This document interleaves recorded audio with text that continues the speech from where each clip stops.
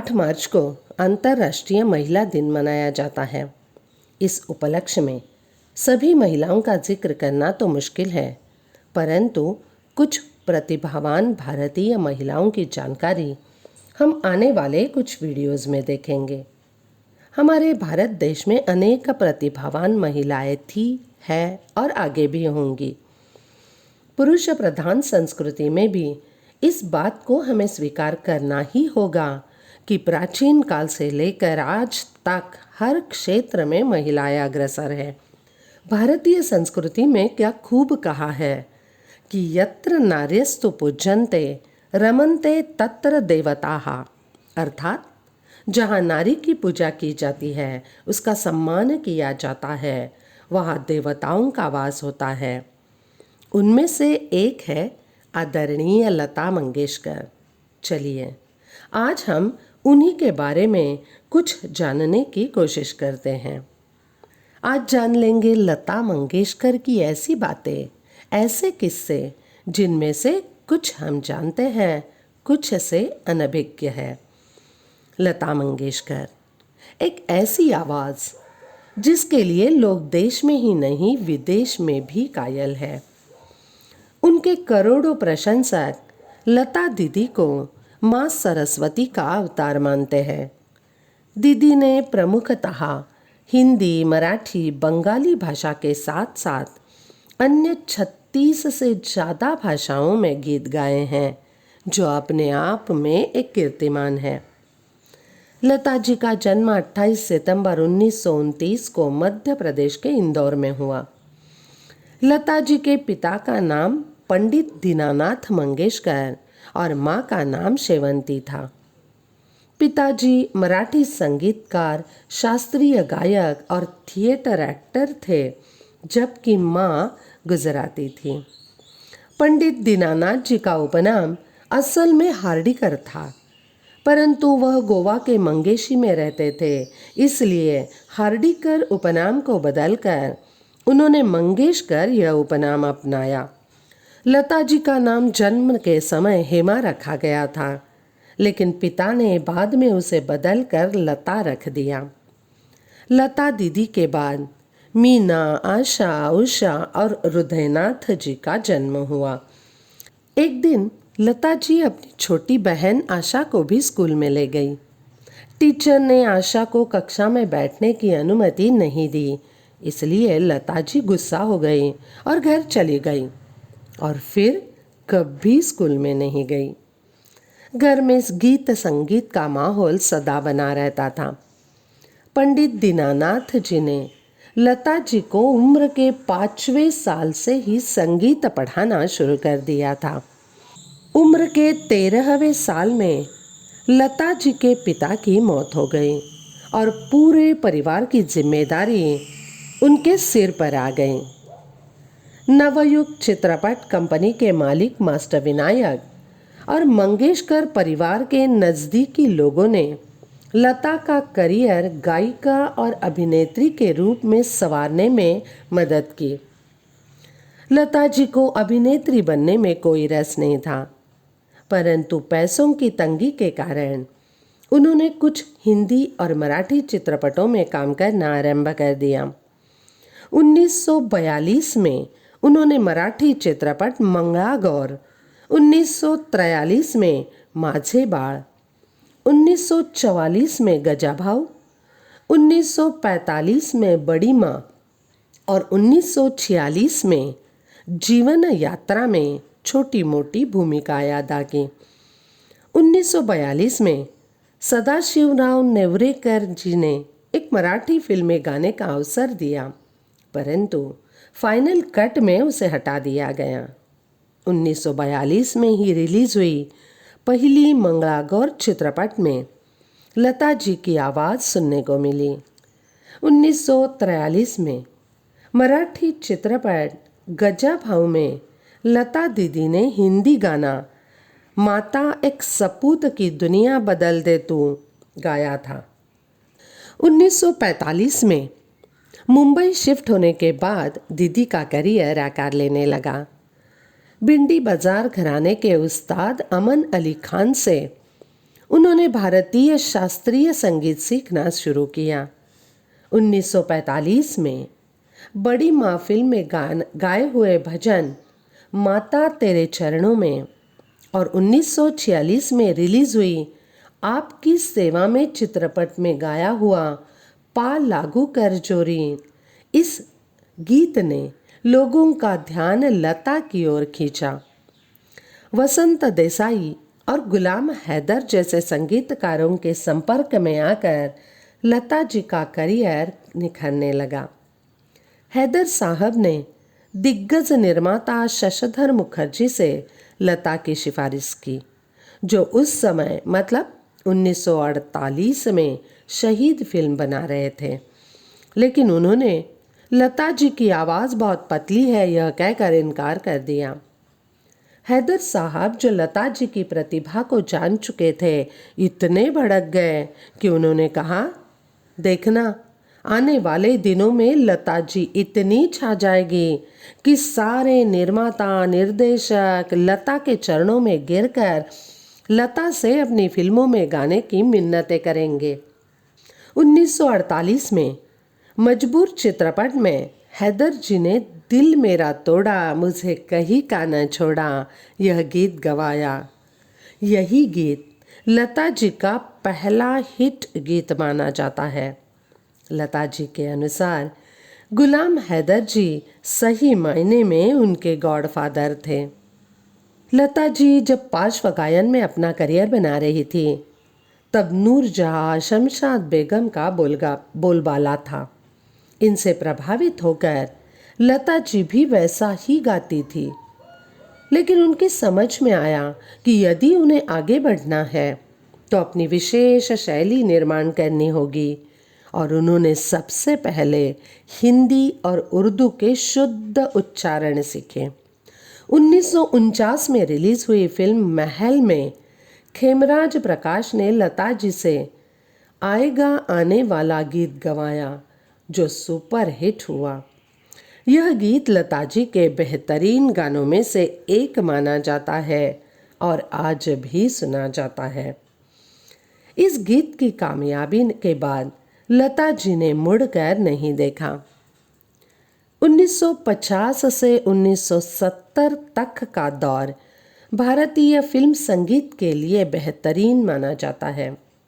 उस समय एक से बढ़कर एक गायक, संगीतकार, गीतकार और फिल्मकार थे।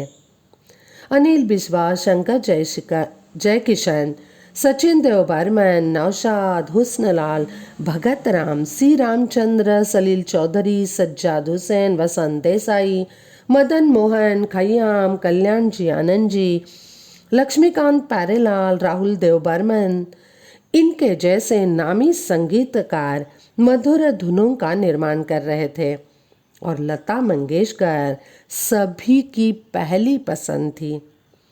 खुद नौशाद ने कहा था कि लता मंगेशकर की आवाज़ सुनकर ही मैं अपनी सुध-बुध खो बैठा था। इन संगीतकारों के साथ लता जी ने अनेक यादगार गीत गाए, जिनकी लोकप्रियता शब्दातीत थी। लता दीदी की आवाज़ इतनी कर्णमधुर थी कि बहुत कम समय में लता दीदी सफलता के शिखर पर विराजमान हो गई। तत्कालीन समय में उनके आसपास कोई महिला गायिका नजर नहीं आ रही थी। कुछ चित्रपट तो इसलिए सफल हुए कि उनमें लता दीदी ने गाए हुए गाने सुपरहिट हुए। लता जी के लिए गाना पूजा के समान था, इसलिए रिकॉर्डिंग करते समय वह कभी भी चप्पल नहीं पहनती थी। दीदी की आवाज़ मन को मुग्ध करने वाली थी ही, लेकिन लता दीदी गाना गाते समय अपने उच्चार, गाने के भाव, गाने का अर्थ, नायिका की भावनिक परिस्थिति, इन सारी बातों का गहराई से अध्ययन कर लेती थी। उनकी इतनी मेहनत का असर उनके शब्द, आरोह अवरोह में साहजिक रूप से उतरते थे। गाना रोमांटिक हो या भजन, राग पर आधारित हो या राष्ट्रभक्ति पर आधारित हो, उनका गाना सजीव हो उठता था। उनकी यही विशेषता उन्हें गायन क्षेत्र के एवरेस्ट पर ले गई। ए मेरे वतन के लोगों, यह गीत जब उन्होंने गाया तब उसे सुन तत्कालीन प्रधानमंत्री जवाहरलाल नेहरू जी की आंखें भर आई थी। दीदार, बैजू बावरा, मदर इंडिया, बरसात, आह, श्री 420, चोरी चोरी, देवदास, मधुमती, आशा, अमरदीप, मुगल आजम, दिल अपना और प्रीत पराई, 20 साल बाद, मेरा साया, वो कौन थी, मेरे हमदम, मेरे दोस्त, आए दिन बहार के जैसी सैकड़ों फिल्मों में लता दीदी ने मधुर नगमे गाए। संगीतकार दीदी के पास कठिन से कठिन गीत लाते थे और वह उन्हें आसानी से गा लेती थी। राज कपूर, बिमल रॉय, गुरुदत्त, महबूब खान, कमाल अमरोही जैसे दिग्गज कलाकारों की पहली पसंद लता ही रही। 70 के दशक में पाकीजा, प्रेम पुजारी, अभिमान, अमर प्रेम, कट्टी पतंग, आंधी, मौसम, सत्यम शिवम सुंदरम। 80 के दशक में सिलसिला, विजय, एक दूजे के लिए, चांदनी, कर्ज, मेरी जंग, राम लखन, सागर, मैंने प्यार किया, बेताब, राम तेरी गंगा मैली। और 90 के दशक में डर, लम्हे, दिल वाले दुल्हनिया ले जाएंगे, दिल तो पागल है, पुकार, 1942 अ लव स्टोरी जैसी कई फिल्मों में लता को सुनने को मिला। मधुबाला से लेकर माधुरी दीक्षित तक तमाम हीरोइनों की उन्होंने आवाज़ दी। मराठी के दिग्गज निर्देशक भालजी पेंढारकर लता जी को अपनी बेटी मानते थे। जब 1963 में वह मराठी फिल्म मोहित्यांची मंजुळत इस चित्रपट पर काम कर रहे थे, तब उन्होंने महसूस किया कि इस समय कोई भी प्रसिद्ध संगीत निर्देशक उपलब्ध नहीं है। जब उन्होंने अपनी चिंता लता जी के सामने जाहिर की, तब लता जी ने आत्मविश्वास के साथ कहा, कोई बात नहीं, मैं यह काम करूंगी। यही वह पहला चित्रपट था जिसके लिए लता मंगेशकर ने आनंद घन नाम से म्यूजिक कंपोज किया था। आनंद घन का अर्थ है खुशी के बादल। इस चित्रपट में कुल 4 गाने थे जो लता जी ने खुद कंपोज किए और गाए थे। 1964 में आया मराठी चित्रपट मराठा तितुका मिळवावा आनंद घन के करियर की बतौर म्यूजिक कंपोजर दूसरी फिल्म थी। इस फिल्म में कुल 5 गाने थे। 1965 में भालजी पेंढारकर डायरेक्टेड साधी माणसं चित्रपट आया। यह चित्रपट बतौर म्यूजिक कंपोजर लता मंगेशकर के करियर का सबसे सक्सेसफुल चित्रपट साबित हुआ। इस चित्रपट के बाद दुनिया को पता चला कि आनंदगन कोई और नहीं बल्कि लता मंगेशकर ही है। 1969 में आया मराठी चित्रपट तांबडी माती। इसमें कुल 6 गाने थे जिन्हें आनंद घन ने कंपोज किया और लता मंगेशकर ने गाया था। कुल 4 चित्रपटों में लता दीदी ने संगीत दिया है जिसे दुनिया ने नवाजा और पुरस्कार भी मिले। बाद में लता जी ने समय की कमी और काम की भरमार के चलते म्यूजिक कंपोजर के काम को बंद कर दिया। लता जी अपने समीप आए सभी को प्यार से अपना लेती थी। तमाम फिल्म निर्माता, निर्देशक, संगीतकार, गायक, नायक, नायिकाओं से उनके पारिवारिक रिश्ते रहे। लता को भी हर किसी ने अपने परिवार का हिस्सा माना। 1962 में लता जी को एक दिन सुबह उठते ही पेट में जबरदस्त दर्द हुआ। पता चला कि उसे स्लो पॉइजन दिया गया था। उन्हें मारने वाला कौन था यह आज तक समझ में नहीं आया। सुना जाता है कि सचिन देव बर्मन, मोहम्मद रफ़ी, सी रामचंद्र और ओपी नैयर से उनका छोटा मोटा विवाद रहा, लेकिन आम तौर पर साथ में काम करने वालों के बीच कभी ऐसा हो ही जाता है। उसे ज़्यादा तवज्जो नहीं देनी चाहिए। दीदी ने कितने गीत गाए, इस पर भी विवाद है।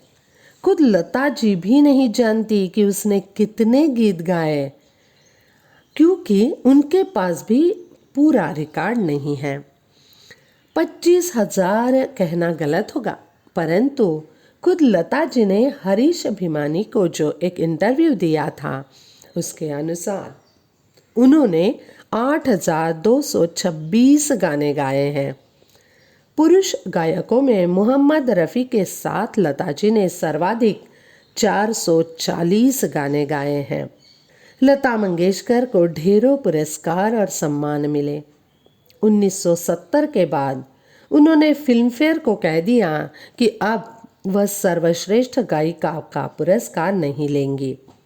उनका कहना था कि नई गायिकाओं को पुरस्कार मिलना चाहिए। Guinness book of world record में 1974 से 1991 तक लता मंगेशकर का नाम दुनिया की सबसे ज़्यादा गीत गाने वाली सिंगर के तौर पर दर्ज है। लता जी को मिले प्रमुख सम्मान और पुरस्कारों की सूची इस तरह है। भारत सरकार द्वारा दिए गए पुरस्कार: 1969 में पद्म भूषण, 1989 में दादा फाल्के पुरस्कार, 1999 पद्म विभूषण, 2001 भारत रत्न पुरस्कार।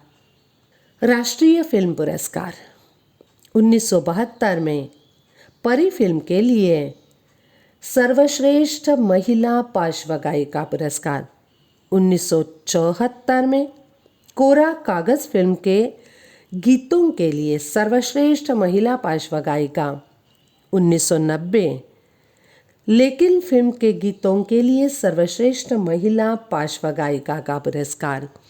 महाराष्ट्र राज्य फिल्म पुरस्कार: 1966 में सर्वश्रेष्ठ महिला पार्श्व गायिका पुरस्कार, 1966 सर्वश्रेष्ठ संगीत निर्देशक जो उन्होंने आनंदगन नाम से किया था वह पुरस्कार, 1977 में फिल्म जैत रे जैत के लिए सर्वश्रेष्ठ पार्श्व गायिका पुरस्कार, 1977 महाराष्ट्र भूषण पुरस्कार, 2001 महाराष्ट्र रत्न पुरस्कार। फिल्म फेयर पुरस्कार: 1959 गाने के बोल थे आजा रे परदेसी, फिल्म का नाम था मधुमती। 1963 कहीं दीप जले कहीं दिल, फिल्म था 20 साल बाद। 1966 तुम मेरे मंदिर तुम मेरी पूजा, फिल्म खानदान। 1970 आप मुझे अच्छे लगने लगे, फिल्म जीने की राह थी। 1993 में film fair life time achievement पुरस्कार उन्हें मिल चुका है। 1994 में फिल्म थी हम आपके है कौन के लिए विशेष पुरस्कार और गाना था दीदी तेरा देवर दीवाना। 1904 में फिल्म फेयर स्पेशल अवार्ड, जिसे फिल्म फेयर अवार्ड्स के 50 साल पूरे होने के उपलक्ष्य में एक गोल्डन ट्रॉफी के रूप में दिया गया। बंगाल फिल्म जर्नलिस्ट एसोसिएशन द्वारा बेस्ट फीमेल प्लेबैक सिंगर के लिए अवार्ड्स। 1964 फिल्म थी वो कौन थी, फिल्म मिलन के लिए 1967 में ये पुरस्कार मिला। 1968 में राजा और रंक, 1969 सरस्वती चंद्र, 1970 दो रास्ते, 1971 तेरे मेरे सपने, 1972 पाकिजा एक बंगाली फिल्म थी बॉन पलाशिर बदबाली जो 1973 में उन्हें मिला। 1973 में फिर से अभिमान फिल्म के लिए पुरस्कार, 1975 में कोरा कागज, 1981 में एक दूजे के लिए, 1983 में a portrait of Lata ji. Film थी गंगा राम तेरी गंगा मैली और साल था 1985। 1987 में एक बंगाली फिल्म अमर संगी के लिए उन्हें ये पुरस्कार मिला। 1991 में लेकिन फिल्म के लिए उन्हें बेस्ट फीमेल प्लेबैक सिंगर का पुरस्कार मिल चुका है। लता जी के पुरस्कार और सम्मान के बारे में कितना और क्या क्या कहे। पुरस्कारों का अंबार लगा हुआ है। लता मंगेशकर के स्वर साम्राज्य का सूर्य कभी भी अस्त नहीं हो सकता। कोरोना महामारी के दौरान लता मंगेशकर भी संक्रमित हो गई थी और 6 फरवरी 2022 को वह पूरी दुनिया के संगीत प्रेमियों को छोड़कर चली गई। जब तक सूरज और चांद रहेंगे तब तक अपनी मधुर आवाज़ के साथ वह हमारे पास ही खड़ी मिलेंगी। दीदी के अतुलनीय योगदान को कोटि कोटि प्रणाम।